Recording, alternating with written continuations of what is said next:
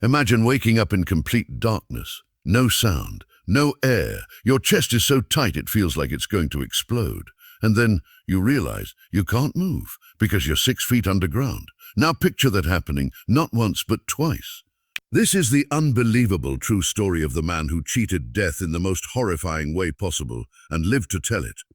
But by the end of this, you're going to be asking yourself, was it luck or was something else keeping him alive? The guy's name was John Edwards. Not the politician, not the psychic, just an ordinary guy from Louisiana.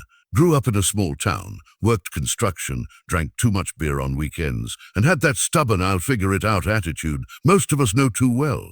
He never thought about death until death thought about him. It started with a car accident. He was heading home late one night, long stretch of empty road, headlights catching bugs in the air like glitter. Out of nowhere, a truck blew through a stop sign. He didn't even have time to hit the brakes. Next thing he knew, pain, screaming metal, then black. They pronounced him dead at the hospital. No pulse, no breath. Zipped him into a body bag, tagged him and sent him off. That should have been the end. But a funeral home worker, just doing his routine prep, noticed something weird. The bag moved. Imagine unzipping a body bag and the dead guy inside gasps for air. That's what happened. He'd been in some kind of deep shock. His heartbeat so slow, the monitors couldn't even pick it up. First time, John cheated the grave before the dirt even touched him. Now you'd think something like that would make a guy slow down. Live a quieter life. Not John. He laughed it off, told people at the bar, "Yeah, I'm the guy they almost buried alive." It became his party trick story, but he didn't know round 2 was coming. A year later, he's working construction again.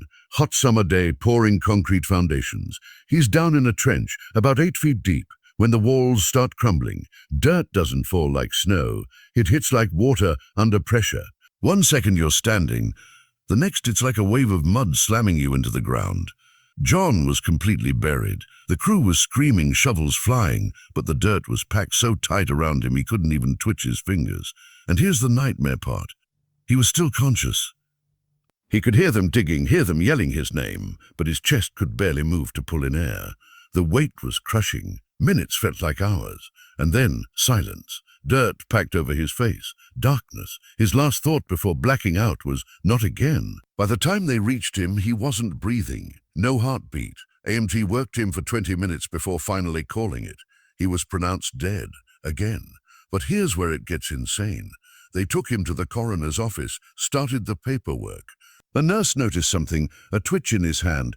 At first she thought she imagined it. Then his finger curled. She screamed for help. They checked. Faint pulse. Against all odds, John Edwards had clawed his way back from death again. Now, think about what that means for a second. Twice in his life, this guy went from officially dead to breathing again. Not just near death, pronounced, tagged, ready for the grave. And here's the thing, John swears both times he felt something keeping him calm. Not like a bright light or angels or any of that cliché stuff. He said it was like standing on a train platform, and you know the train's coming for you, but someone's got a hand on your shoulder saying, not yet.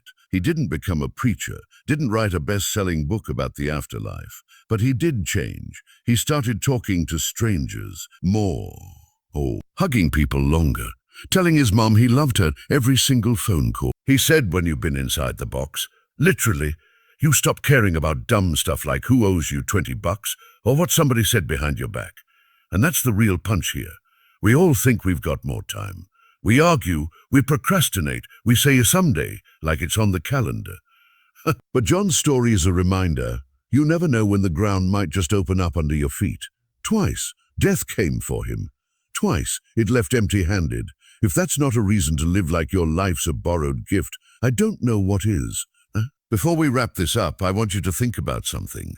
If you knew you were going to die in exactly 1 year, what would you start doing differently today? Would you quit your job? Call that person you've been missing? Take that trip? Or maybe just, finally, tell someone how you feel?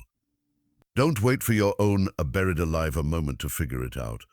Because John's story isn't just about surviving, it's about what you do after you survive. So here's my challenge for you. Do one thing today you've been putting off. Something that scares you or excites you or just makes you feel alive. And then drop it in the comments. I want to know, because you never know when your clock runs out. And hey, if stories like this hit you in the gut and make you rethink life even for a second, hit that like button, subscribe, and turn on notifications.